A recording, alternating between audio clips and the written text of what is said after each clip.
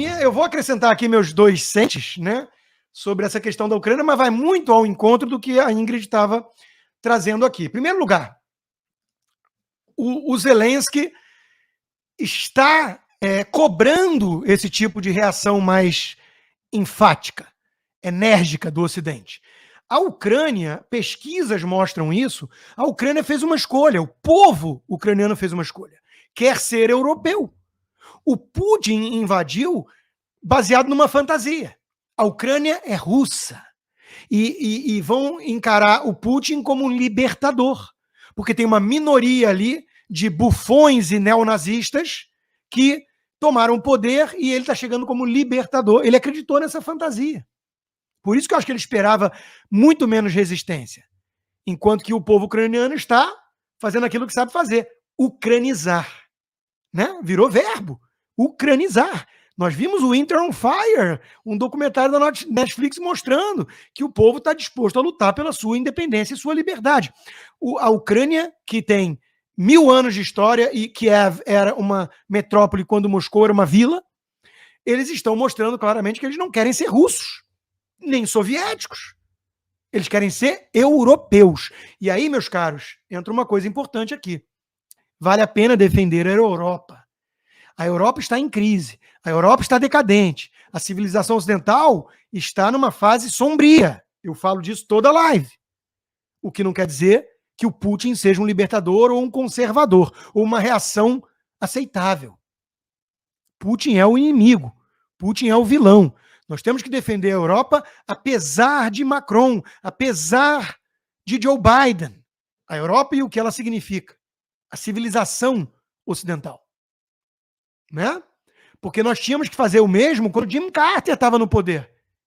Um banana, que nem o Biden, que deixou os ayatolás passarem a mão na bunda dos Estados Unidos e pegarem o Irã. Agora, não, o Jimmy Carter é uma liderança fraca, progressista, a América está vivendo uma revolução cultural da década de 60, os hippies querem destruir a América de dentro. Tudo isso era verdade.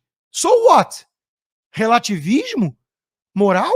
Equivalência entre União Soviética e Estados Unidos na Guerra Fria? No way!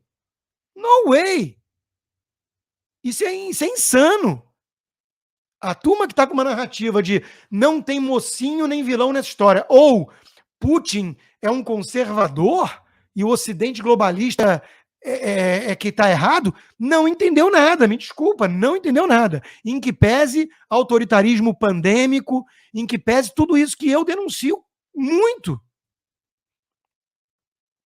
Quem é que vocês acham que controla e permite a sobrevivência do Irã, que é o maior exportador de terrorismo no mundo hoje? Ah, é a Rússia. Quem é que fez o que fez com a Síria e deu no que deu? Ah, Putin. Putin é um autocrata, ex-espião da KGB, com 32 anos de idade, comandava a seção da Alemanha. Cabra mau. Que se fez de leal para ser escolhido por 6 oligarcas, 7 oligarcas importantes, na época de vácuo de liderança do Yeltsin, que era um beberrum, um Lula, uma espécie de Lula russo, que tinha lá a família, a claque que comandava o país. O Putin soube comer pelas beiradas, foi o escolhido pelos oligarcas e destruiu um a um. Um a um. Berezovsky, o barão da mídia, Guzinski, o outro, o Rodorkovsky da Yukos, foi destruindo um a um. Putin é um autocrata que pode ser responsável por envenenamentos e bombas em Moscou, porque foram atribuídas a terroristas chechenos, que justificou lançar uma operação em larga escala militar contra a Chechênia, e até hoje não encontraram esses terroristas. Tem gente que suspeita que foi serviço secreto. Putin é um cabra mau. É a antítese de tudo que a civilização ocidental representa, simboliza. Não caiam na narrativa de um discurso que viralizou dele falando de valores conservadores. Isso é para consumo interno. Porque a população russa tem o cristianismo ortodoxo ali e é uma população mais conservadora em alguns aspectos. Putin é o inimigo aqui, é o vilão, é o agressor. representa o oposto do império da lei, da transparência. Está calando a imprensa. Fez isso lá na Guerra da Chechênia também. Calou todos os dissidentes. É o cara que financia nações comunistas. Por que vocês acham que o Maduro saiu em apoio dele? E entre Maduro e Trudeau, vocês ficam com Maduro ou indiferentes? Não, vamos chamar o Trudeau de banana, vamos mostrar que ele tem DNA marxista, talvez literalmente, né? É um filho bastardo biológico do Fidel Castro, ou pelo menos filho ideológico, isso ele é, né? Vamos meter o pau no Trudeau, mas vamos reconhecer que o Canadá não é Cuba. Isso é uma narrativa boboca do Guga. Oi, Guga. Quando eu falo que ele bebe de uma fonte marxista para tentar destruir o Canadá. Isso não quer dizer que o Canadá é Cuba. O Canadá merece ser salvo do Trudeau. E ele tem mecanismos, instituições e cultura suficiente para isso. Alternância de poder, ou nunca mais vai ganhar um conservador. O Trump não era presidente ainda há pouco, e numa eleição para lá de suspeita veio esse mula senil do Joe Biden. Mas e por isso a gente vai virar e falar, então os Estados Unidos agora joga fora. Joga o bebê fora junto com a água suja. Não. Estados Unidos merece ser salvo de Joe Biden, mas merece ser defendido pelo que é, pelo que representa, contra Putin.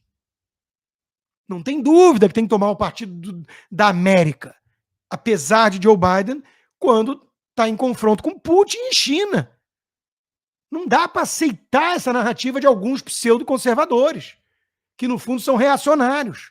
São reacionários, porque querem, de alguma forma, a nostalgia imposta. Nesse aspecto, o reacionarismo se assemelha muito à revolução, ao revolucionário utópica, porque ambos defendem uma utopia. Um para frente, o paraíso por vir, e o outro para trás, a nostalgia idílica. O passado do Éden que se perdeu e que com a mão forte será restaurado. Se ao menos um ditador do bem, um déspota esclarecido, enxotar esses progressistas. Não! Não é isso que eu defendo, não é isso que a gente está defendendo aqui.